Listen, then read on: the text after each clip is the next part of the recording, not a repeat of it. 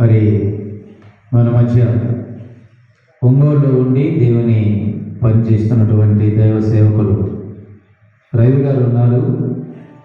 కొద్ది నిమిషాలు దేవుని వాక్యాన్ని అందిస్తారు కనుక చేరి వచ్చినటువంటి ప్రతి ఒక్కరు కూడా మంచి మనసుతో దేవుని వాక్యాన్ని ఆలకించి ఆత్మీయమైన మేలు పొందేవారుగా ఉండాలని ప్రేమపూర్వకంగా మనం చేస్తూ ఉన్నాం. ఇంకా బయట ఉన్నటువంటి వారు లోనకు రావాలని మనం చేస్తూ ఉన్నాం. త్వరగా వారు లోన వచ్చి కూర్చోవచ్చుండగా మనవి. వాక్యానికి ముందుగా మరి సహోదరుడు ఇమానుయేల్ ప్రార్థనలో నడిపించాలని మనవి.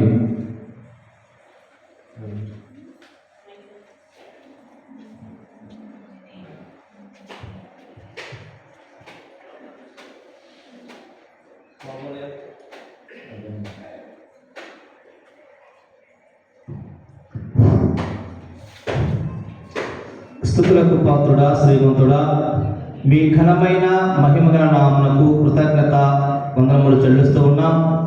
మా తండ్రి, మా నాయన, ఈ మధ్యాహ్న కాల సమయంలో కొంత సమయము పాటల ద్వారా మిమ్మల్ని మహిమపరిచి ఉన్నాము. అందులో బట్టి నీకు వందనాలు చెల్లిస్తూ ఉన్నాం. మా తండ్రి, మా నాయనే, అలాగనే మరియు ఇంకా వాక్య భాగం మిగిలి ఉంది. మీ దాసుడు మీ వాక్యమును అందించటకు మీ ఆత్మతో నింపండి, మీ కృతజ్ఞత బలపరచండి. అలాగనే ఒక్కరు, ఇద్దరు, ముగ్గురు నా నామమును కూడి ప్రార్థించదురు, అక్కడ వారి మధ్య ప్రతి వందనాలు చెల్లిస్తూ ఉన్నా. మా తండ్రి, మా నాయన, ఈ సమయంలో మీ దాసుడు ఏ వర్తమానము అందించబోతూ ఉన్నాడో ఆ వర్తమానమును మేమందరము వింటకు నేర్చి గ్రహించే మనసు దయచేయమని, మాకై ప్రాణం పెట్టి మరలా తిరిగి రానటువంటి యేసు క్రీస్తు నామములో స్తోత్రములు అందరం చెల్లించి ప్రార్థించి అడిగి వేడుకుంటున్నాం తండ్రి, ఆమేన్. పిల్లరా, ప్రార్థనలో నడిపించినటువంటి సహోదరుడు ఇమానుయేల్కి ప్రభు నామములో వందనాలు తెలియజేస్తూ ఉన్నాం. మరి ఈ సమయంలో మరి రవి గారు వచ్చి కొద్ది నిమిషాలు 10-15 నిమిషాలు దేవుని యొక్క వాక్యాన్ని అందించాలని మనం చేస్తూ ఉన్నాం.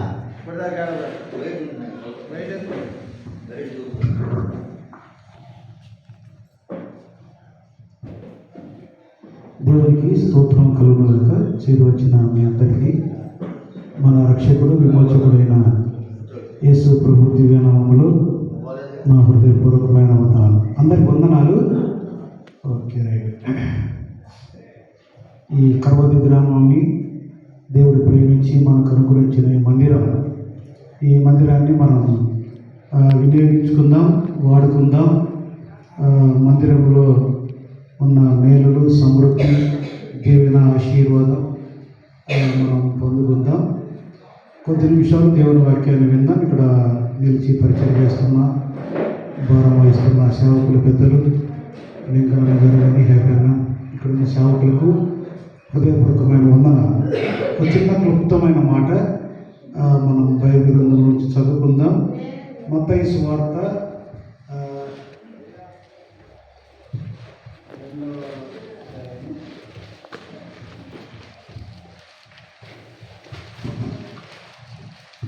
మత్తయి సువార్త 2వ అధ్యాయము 2వ వచనాన్ని చదువుకుందాం.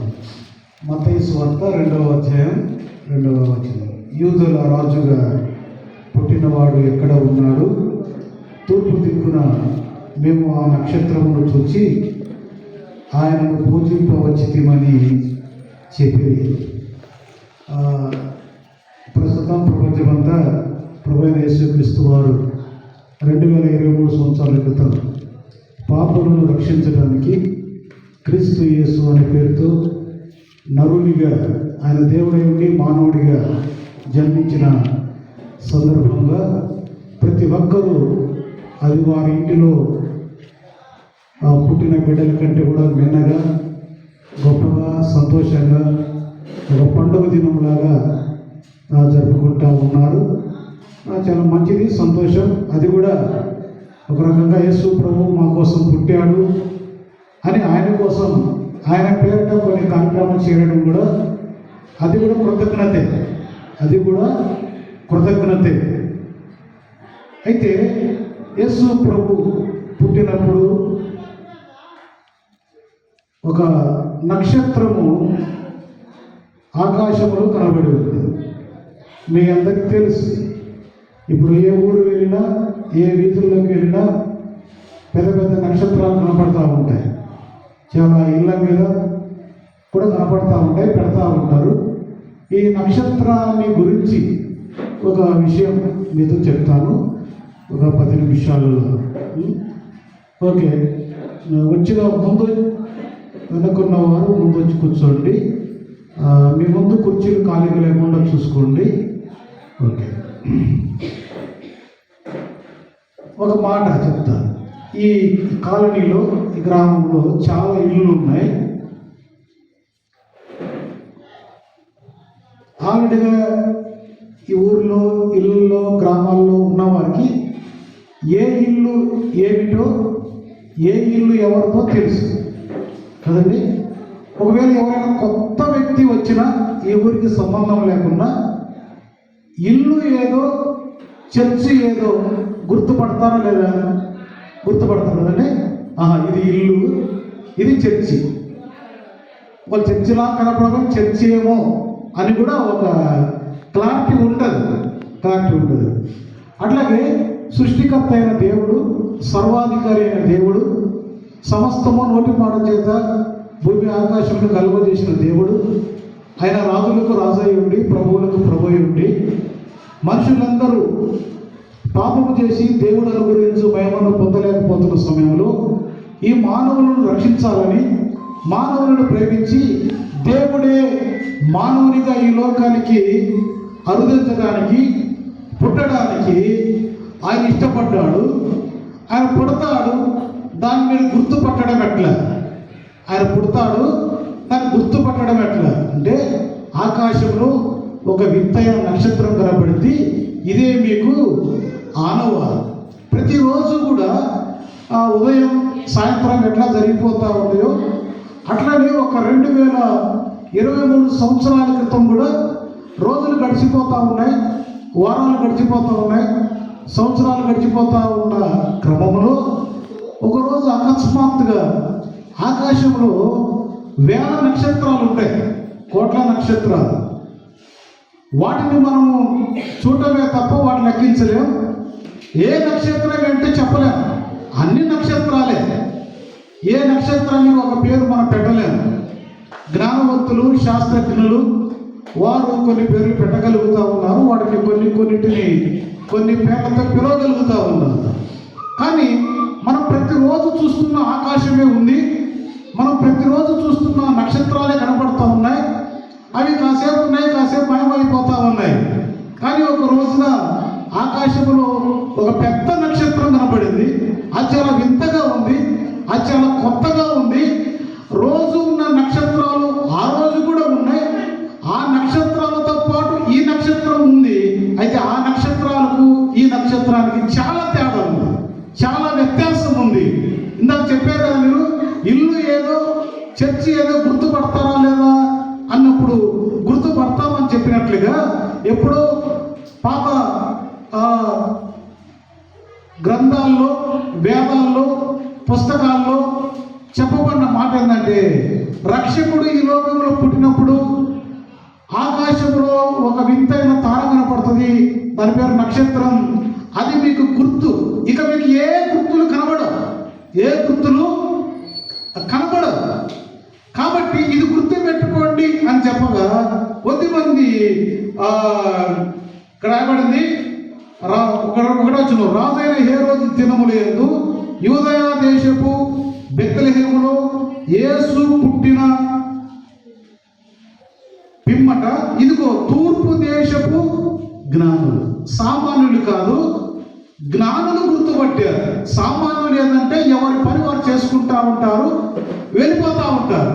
ఈ జ్ఞానులైన వారు, ఈ శాస్త్రాలు ఎరిగిన వారు, శాస్త్రాలు తెలిసిన వారు ఏం చేశారంటే, ఇదిగో ఒక నక్షత్రం కనబడింది, ఈ నక్షత్రం మనకు కనబడి ఉందంటే ఎక్కడో రక్షకుడు పుట్టాడు, ఎక్కడో పుట్టాడు.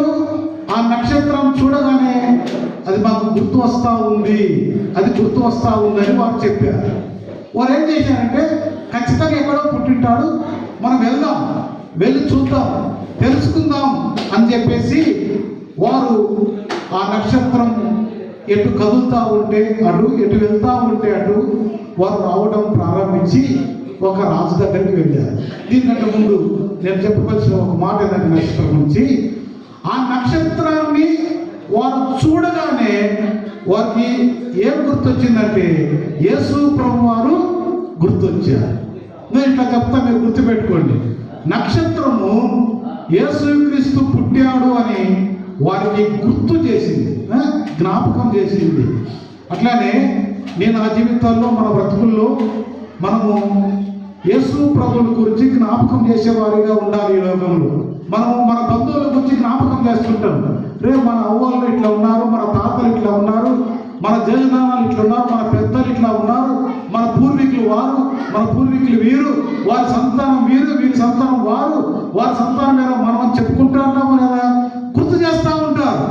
అట్లానే ఆకాశంలో మెరిసిన నక్షత్రం యేసు ప్రభు జన్మను గుర్తు చేసింది లేదా జ్ఞాపకం చేసింది. ఒక మాట. రెండవ మాట చూద్దాం. ఇది 2వ అధ్యాయం, మత్తయి సువార్త 2వ అధ్యాయం 9వ వచనం చూడండి.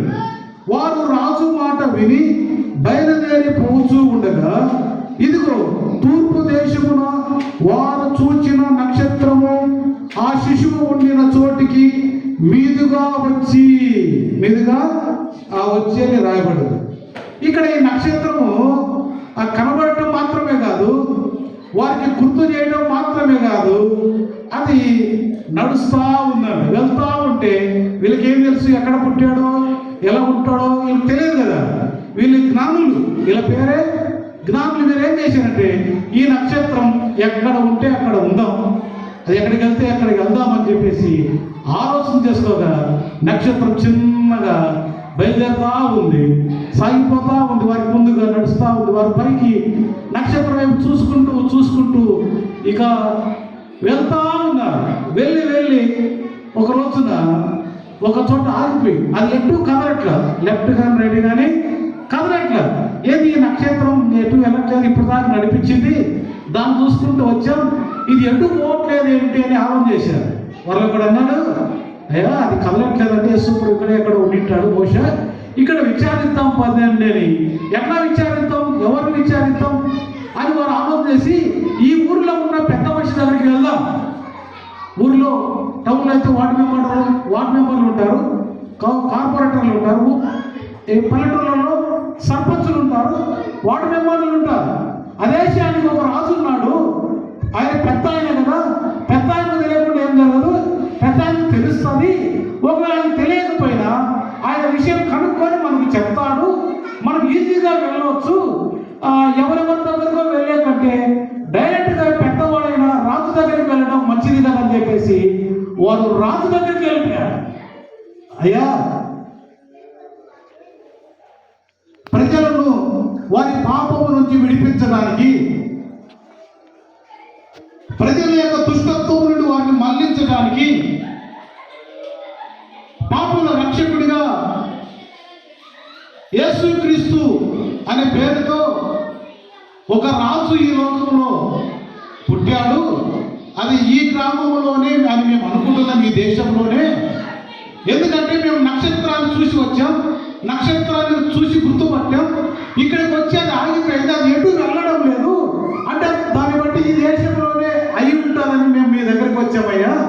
ఈ దేశంలో ఈ ఊర్లో మాకు ఎవరు తెలియదు, మాకు ఎవరు బంధువులు లేరు, మీరు ఏమైనా చెప్తే ఆయన చూసి ఆయన తరించి ఆయనకు పూజ చేసుకొని మేము వెళ్ళిపోతామని చెప్పగానే ఆ రాజు ఒక్కసారిగా చాలా ఆవేశపడి, నేను ఈ ఊర్లో ఈ దేశంలో రాజుగా ఉండగా నాకు తెలియకుండా మరొక రాజు పుట్టడమా అంటే నాకు ప్రతిపక్షం తయారవుతుందన్నమాట.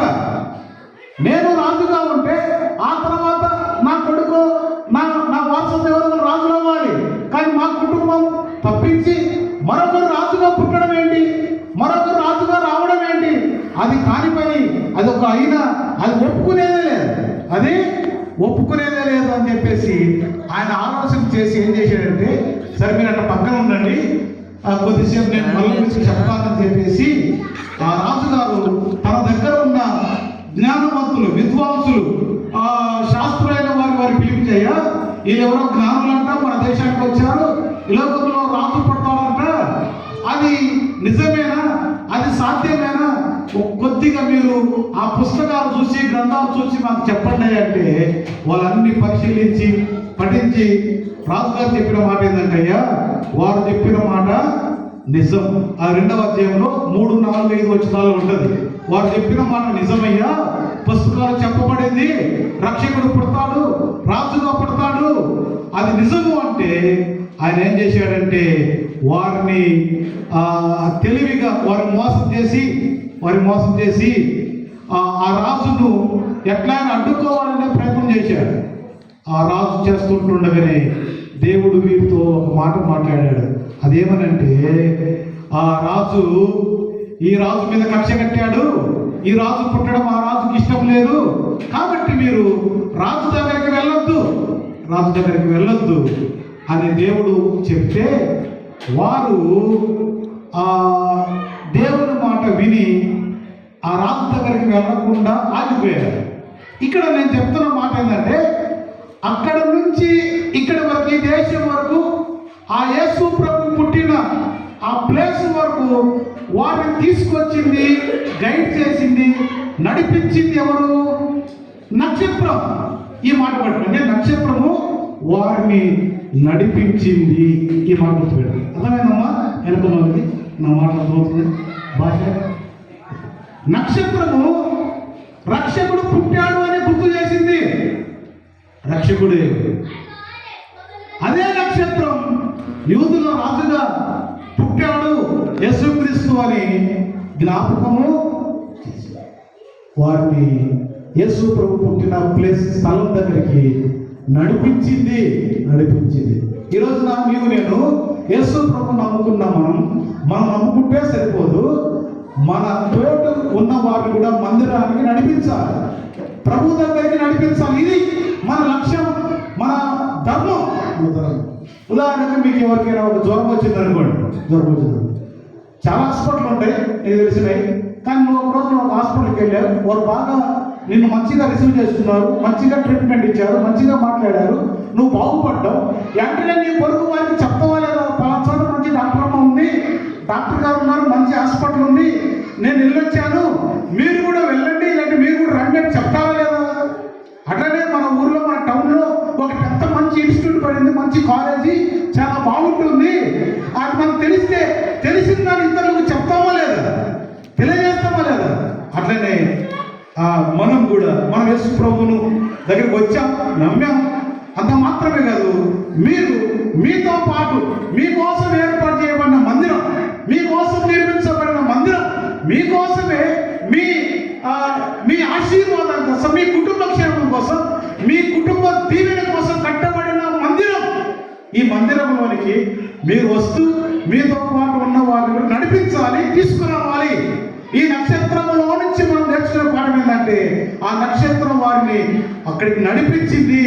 మనం కూడా మన తోడు ఉన్న వారిని, మన ప్రజలను ప్రభు దగ్గరికి, మందిరం దగ్గరికి నడిపించేవారిగా.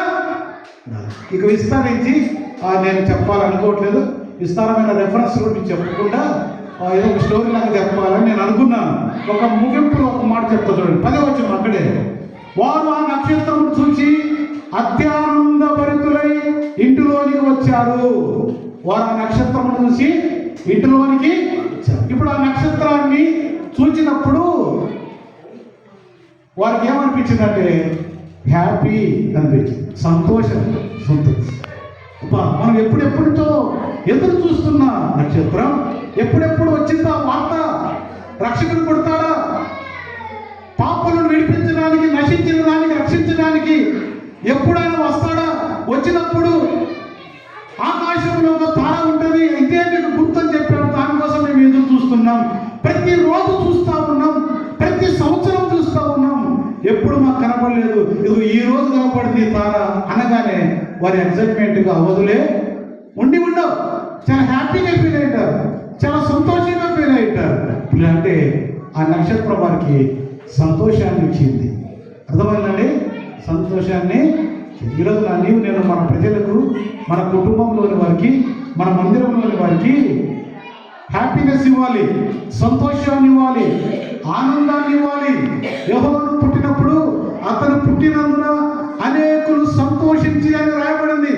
యేసుక్రీస్తు పుట్టినప్పుడు కూడా అనేకులు సంతోషించారు. ప్రియులారా, నీవు నిన్ను బట్టి, నీ జీవితాన్ని బట్టి, నీ భక్తిని బట్టి, నీ ప్రవర్తనను బట్టి, నీ బిహేవియర్ని బట్టి అనేకులు సంతోషిస్తున్నారా, ఏడుస్తున్నారా? నీ ఇంట్లో నిన్ను కన్న తల్లిదండ్రులు నిన్ను బట్టి సంతోషించాలి. నీ సేవకులు, నీ మందిరంలో ఉన్న ఆ సేవకులు నిన్ను బట్టి సంతోషించాలి. అమ్మ, ఏమో మంచి విశ్వాసి, ఏమో మంచి ప్రార్థన పర్రాలు, ఏమో మంచి భక్తి పర్రాలు, ఏమో నమ్మకంగా చర్చికి వచ్చింది, నమ్మకంగా ప్రార్థన చేసింది అనే సంతోషాన్ని మనం ఆ సేవకులకు కలిగించాలి, దేవునికి కలిగించాలి. ప్రియులారా, ఈ రోజున ఈ గొప్ప సందేశంలో నేను చెప్పాలనుకున్న మాట నక్షత్రం. ఈ నక్షత్రము వారికి యేసు పుట్టాడని గుర్తు చేసింది. ఈ నక్షత్రం యేసు ప్రభు పుట్టిన దగ్గరికి నడిపించింది. ఈ నక్షత్రం వారికి సంతోషాన్ని ఇచ్చింది. సంతోషాన్ని ఒక వ్యక్తికి, మన కుటుంబంలో వారైనా, దేశంలో వారైనా సంతోషపడాలంటే మనం ఎప్పుడు సంతోషపడతారంటే, ఎలా సంతోషపడతారంటే, 1వ కీర్తనలో రాయబడింది, దుష్టుల ఆలోచన చొప్పున నడవక, పాపుల మార్గమున నిలవక, అపహాసకులు కూర్చుని కూర్చుండక, యెహోవా ధర్మశాస్త్రమును దాని దువారకులు ధ్యానించువారు. అంటే నీవు దుష్టుల ఆలోచన చొప్పున నడవకుండా ఉంటే నీ తల్లిదండ్రులు సంతోషపడతారు. దుష్టుల ఆలోచన చొప్పున నడవకుండా ఉంటే సాగులో సంతోషపడతారు, కుటుంబంలో సంతోషపడతారు. చాలా మంది పెద్దలు ఉన్నారు ఇక్కడ. మీ పిల్లలు ఎట్లా ఉంటే సంతోషపడతారు? మీరు దుష్టుల ఆలోచన చొప్పున నడిస్తే, దుర్మార్గులు ఉండే చోటకి, పేకాట ఆడే చోటకి, ఎక్కడికెక్కడికి వెళ్తే సంతోషపడతారా? సంతోషపడరు కదా. అట్లానే మనం కూడా ప్రభువును సంతోషపడరు. ఎప్పుడు సంతోషపడతాం? ప్రభు నీ పాపములను ఒప్పుకొని, నీ అతిక్రమాలు విడిచిపెట్టి, ప్రభువా నన్ను రక్షించు, ప్రభువా నన్ను జ్ఞాపకం చేసుకో అని అంటే ప్రభువు సంతోషపడతాడు. ఒక తండ్రికి 2 కుమారులు ఉన్నారు. ఒకడు మంచివాడు, ఒకడు చెడ్డవాడు, ఒకడు పెద్దవాడు, ఒకడు చిన్నవాడు. వాడు ఎక్కడికెక్కడికో దూరదేశానికి వెళ్ళిపోయాడు. తనకు రావాల్సిన ఆస్తి అంతా నాకు ఇవ్వు, నా ఆస్తి నా ఇష్టం, నా లైఫ్ నా ఇష్టం అని వెళ్ళిపోయాడు దూరదేశం. నాకు ఎదురు లేదు, నా చేతిలో డబ్బు ఉంది అనుకున్నాడు, నాకు జ్ఞానం ఉంది అనుకున్నాడు, నాకు తెలివితేటలు ఉన్నాయి అనుకున్నాడు, నా చుట్టూ ఫ్రెండ్స్ ఉన్నారు అనుకున్నాడు. వెళ్ళి దూరదేశం వెళ్ళి ఎంజాయ్ చేశారు, తాగారు, తిన్నారు. కొద్దిగా డబ్బులు అయిపోయినాక స్నేహితులు వదిలిపెట్టేసి వెళ్ళిపోయారు. వాడు ఒక్కడైపోయాక ఎవరు అన్నం పెట్టట్లేదు. కుర్రాడు కదా, ఏం లేదు, అంతలా మంచిగా కుర్రోళ్ళలాగా ఉన్నావు, దురపతిలాగా ఉన్నావు, పని చేసుకొని బతకొచ్చు కదా అని అంట. వాడు ఏం చేసిండు? ఆఖరికి ఒక పందులు మేపే యజమానుల దగ్గరికి వెళ్ళయ్యా, నీ పందులను కాస్తాను, నాకు అన్నం పెడతావా అంటే, పెడతానయ్యా, ఆ పందులు దాయి అన్నాడు. అతను కూడా మోసం చేసి అన్నం పెట్టలేదు. ఆఖరికి ఆ పందులు తినే పొట్టు తింటా ఉన్నాడు.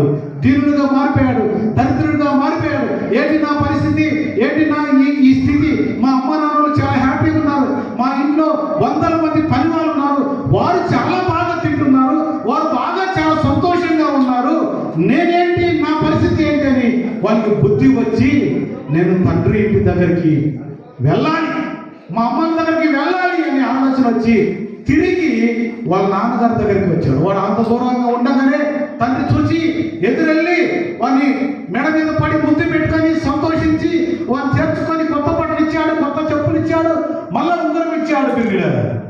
ఇందులో మీకు ఏమర్థమైంది? వాడు తప్పిపోయింది వాస్తవమే, తప్పు చేసింది వాస్తవమే, ఎంజాయ్ చేసింది వాస్తవమే, తల్లిదండ్రులు ధిక్కరించి వెళ్ళిపోయింది వాస్తవమే, పాపం చేశాడు. కానీ తప్పు తెలుసుకొని తిరిగి వచ్చాడు. యేసు ప్రభు కోరేది కూడా అదే. మనుషులందరూ పాపం చేసి దేవుని గురించి మేము పొందలేకపోతున్నారు. తప్పు చేయని వారు ఎవరుంటారు? అందరు చేసేవారే. కానీ గొప్ప విషయం ఏంటంటే, తన తప్పును తెలుసుకొని ఒప్పుకునేవారు, తన తప్పు తెలుసుకొని తిరిగి వచ్చేవారు కావాలి. వాడి కోసం యేసు ప్రభు బుద్ధిగంత వస్తున్నారా, నా వైపు చూసి రక్షణ పొందండి అని ఆయన 2 చేతులు చాపి ఎదురు చూస్తా ఉన్నాడు.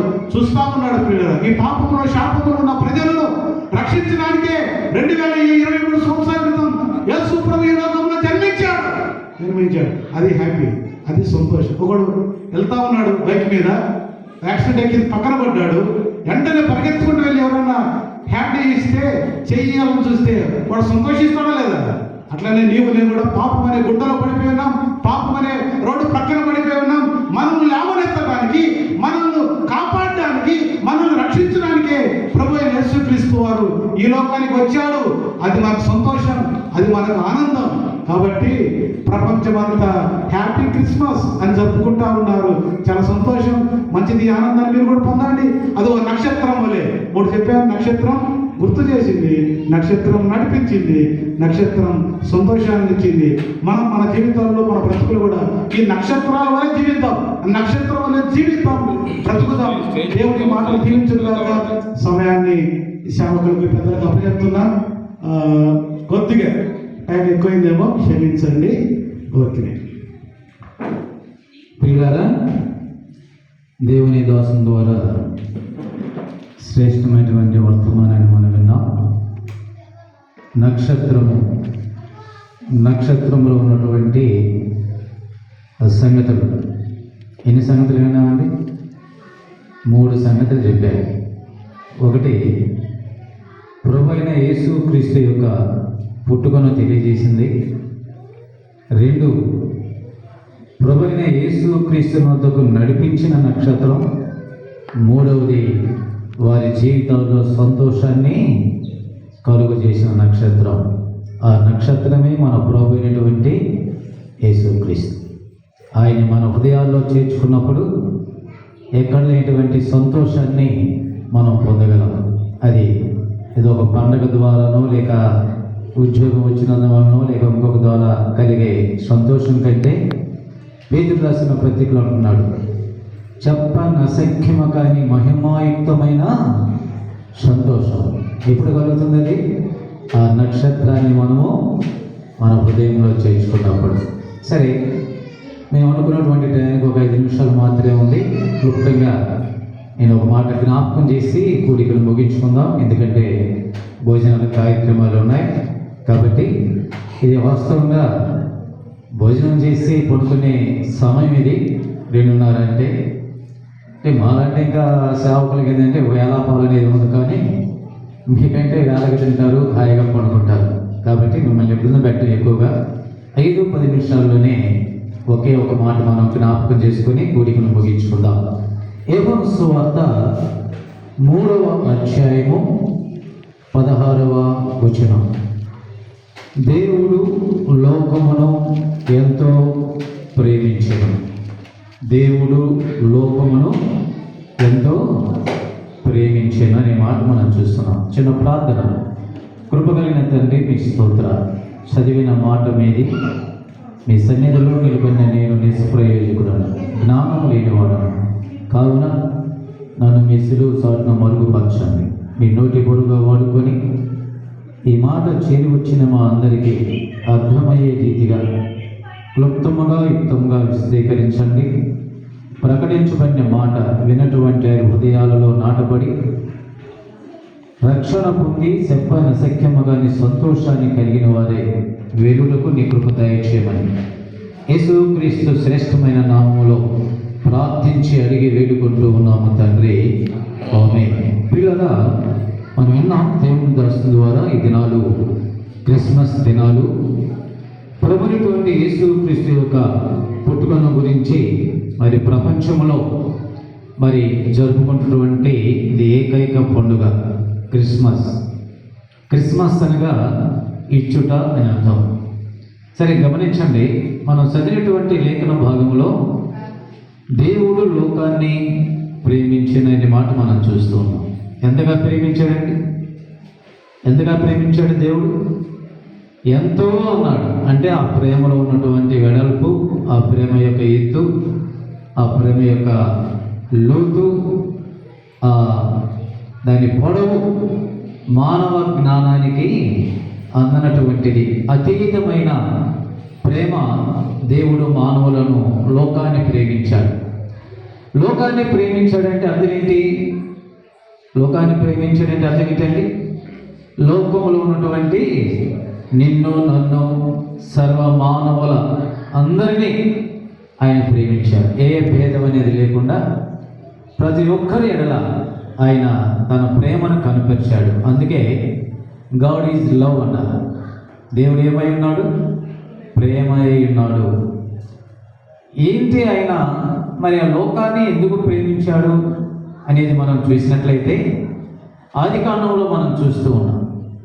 6వ అధ్యాయంలో భూలోకము దేవుని సన్నిధిలో చెడిపోయి ఉండెను, భూలోకము బలాత్కారంతో నింపబడి ఉండెను, లోకములో ఉన్నటువంటి సమస్త శరీరులు వారి మార్గాన్ని చెరిపివేసుకుని ఉన్నారు. అవును, కనుక ఆనాడు మరి మన పూర్వీకులు జీవించినటువంటి దినాల్లో, తొలి దినాల్లో కూడా మనం చూసినప్పుడు లోకము చెడిపోయినట్లుగా దేవుని దృష్టిలో బలాత్కారంతో నింపబడినట్లుగా మనం చూస్తూ ఉన్నాం. అంత మాత్రమే కాదు, లోకంలో ఉన్నటువంటి మానవాళి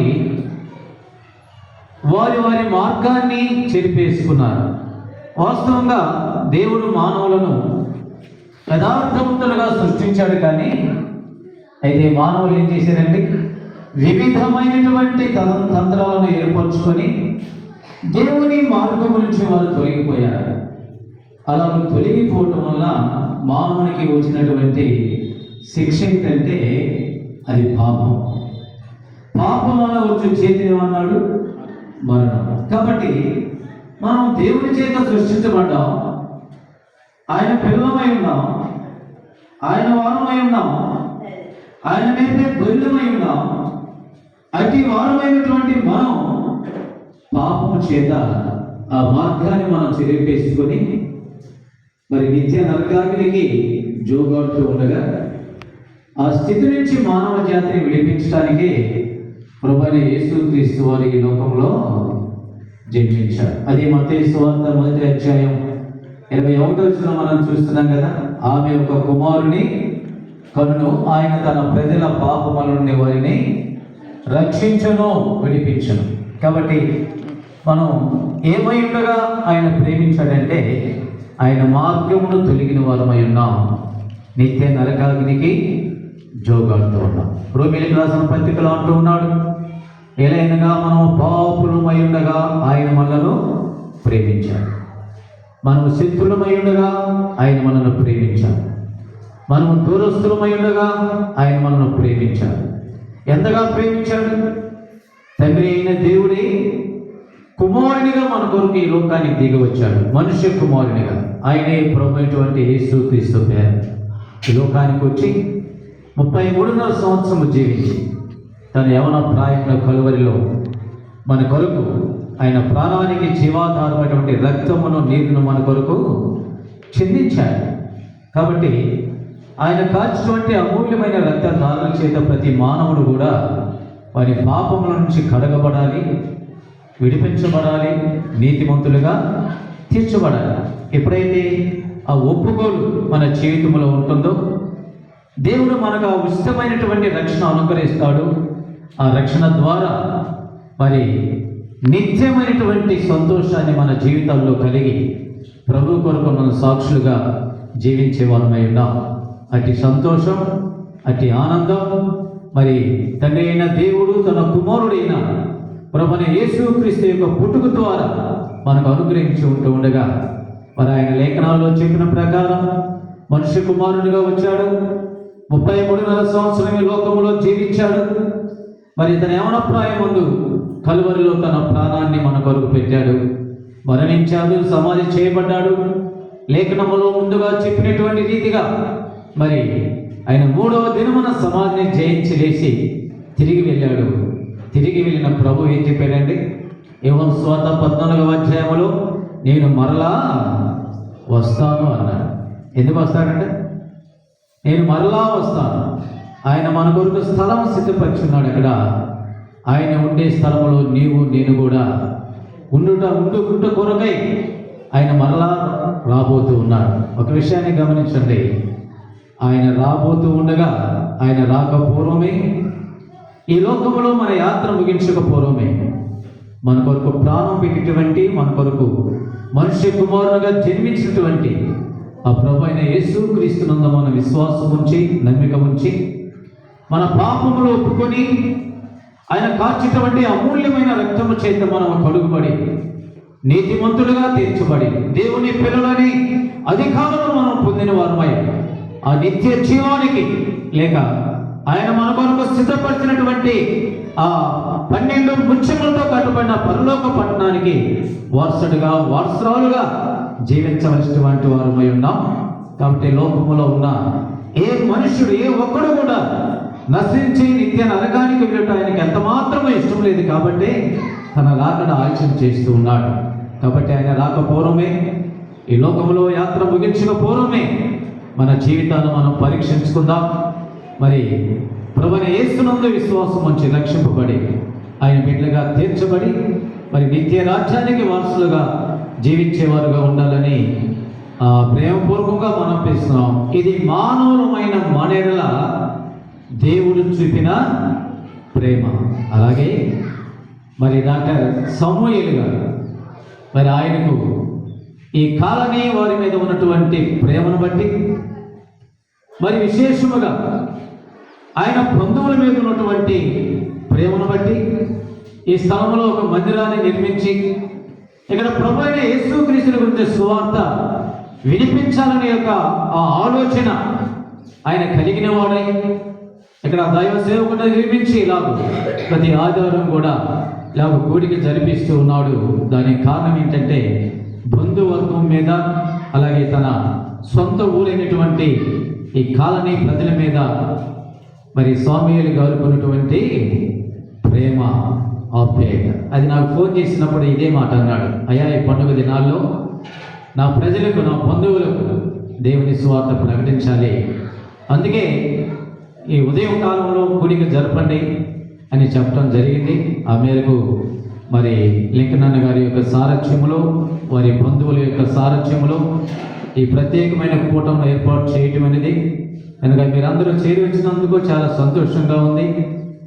ఆయన యొక్క ఆశయం కూడా ఏంటంటే ప్రతి ఆదివారం ఇలా ఉండాలని, ప్రతి ఆదివారం ఆయన బంధువర్గం అంతా కూడా దేవుని సన్నిధికి వచ్చి దేవుని మాటలు విని మేలు పొందాలని ఆయన యొక్క ఆశ, ఆయన కోరిక మేరకు అలాగే మన పరలోకపు తండ్రి అయిన దేవుని మేరకు మన పాపములు క్షమించబడి ఒప్పుకొని ప్రభు బిడ్డలుగా తీర్చబడి దేవుని రాజ్యానికి వారసులుగా జీవించాలని దేవుని ప్రేమను పొంది ఆ ప్రేమను అనుభవిస్తూ ఈ లోకాల్లో మన యాత్రను కొనసాగించేవారుగా ఉండాలని ప్రేమపూర్వకంగా ఈ మాటలు మీకు తెలియజేస్తున్నా. దేవుని అమూల్యమైన మాటలు మన వినికిడిలో ఆశీర్వదించునుగాక. చివరి ముగింపు ప్రార్థన. హ్యాపీ గారు వచ్చి ముగింపు ప్రార్థన చేస్తారు. తదుపరి చేరి వచ్చిన వారందరికీ బంధువులందరికీ కూడా భోజనాలు సిద్ధపరిచి ఉన్నాయి. మీరందరూ వచ్చి మరి ఇచ్చే ఆతిథ్యాన్ని స్వీకరించి సంతోషంతో ఈ స్థలం నుంచి వెళ్ళేవారుగా ఉండాలని మనం చేస్తున్నాం. ముగింపు ప్రార్థన మరి హ్యాపీ గారు వచ్చి ప్రార్థనలో నడిపించాలని మనవి ప్రార్థన చేసుకుందాం. సర్వాధికారి సర్వోన్నతుడైన మా గొప్ప దేవ, ఈ విధంగా అయ్యా మరి కరవాడిలో మీరు ఏర్పరిచిన ఈ సంఘం మరి డాక్టర్ శామ్యూయల్ రాయపాటి గారిని మీరు ప్రేరేపించి ఆయనకు మీరు బలపరిచి మరి మా అందరినీ సమకూర్చి ఈ విధంగా మరి ఈ స్థలంలో మీ నామం మహిమపరచడానికి మరి క్రిస్మస్ సమయంలో అయ్యా మీరు పుట్టారని శుభవార్త వీరందరూ తెలుసుకొని వారి హృదయాల్లో మీరు జన్మించాలని, వారి హృదయాలు మార్చబడాలి, వారి జీవితాలు మార్చబడాలని మీ యొక్క ప్రణాళికలో ఏ విధంగా మీరు ఏర్పరచుకున్న ఈ సంఘాన్ని బట్టి మమ్మల్ని అందరినీ బలపరిచి నడిపిస్తున్న విధానాన్ని బట్టి మీ స్తోత్రాలు చేస్తున్నాం ప్రభావ. మరి రవి బ్రదర్ మీరు అలాగే జాన్ బ్రదర్ వారు అందించిన మాటలను బట్టి ప్రభా మాటలు మేము హృదయంలో దాచిపెట్టుకొని ఆ విధంగా వీరందరూ కూడా మరి ఆత్మీయంగా అభివృద్ధి పొందాలని రాబోయే దినాల్లో మరి వీరందరి కుటుంబాల్లో ఇక్కడున్న గ్రామస్తులు ఈ కాలనీలో ఉన్న ప్రతి ఒక్కరి కుటుంబాల్లో ప్రభు మీరు వారి హృదయాల్లో జన్మించి వారి జీవితాలను నూతనపరిచి ప్రభు మరి మీ మహిమార్థమై సమస్తం ఇక్కడ జరిగించుకోవాలని మిమ్మల్ని స్తుతిస్తూ ప్రభు మరి మమ్మల్ని అందరినీ చేతికి అప్పగిస్తున్నాం. మరి ఇక్కడ సేవ చేస్తున్న జాన్ కోడూరు జ్ఞాపకం చేసుకోండి, బలపరచండి. మరి ఇక్కడ ఉన్న కుటుంబాలన్నీ కూడా కలిసి ఇక్కడ ఒక గొప్ప ప్రభావ మరి మీ యొక్క సాక్ష్యం నిలబడలాగా సహాయం చేయండి. మాకందరికీ దయచేసిన మంచి సమయాన్ని బట్టి మీకు స్తోత్రాలు చెల్లిస్తూ మరి భోజనాల్లో కూడా మీరు అరేంజ్ చేయడానికి మీరు చూపించిన కృపను బట్టి మీకు స్తోత్రాలు చెల్లిస్తూ మరి మీ నామమునకి మహిమను తెచ్చుకోమని మా రక్షకుడు విమోచకులను యేసుక్రీస్తు నామములో ప్రార్థించి వేడుకుంటున్నాం తండ్రి. తండ్రి అయిన దేవుని ప్రేమ, కుమారుని యొక్క మరి కృప, పరిశుద్ధాత్మ యొక్క అన్యోన్య సహవాసం చేరి వచ్చిన మా కుటుంబాలందరికీ ఎల్లప్పుడూ తోడైగునుగాక. ఆమేన్. పిల్లరా, కూడిక ఇంతటితో ముగించబడింది. చేరి వచ్చిన అందరూ కూడా మరి భోజనాలు సిద్ధపరుచున్నాయి కనుక అందరూ భోజనాలు చేసి సంతోషంతో వెళ్ళేవారుగా ఉండాలని మనం చేస్తున్నాం. అందరికీ వందనాలు, సెలవు.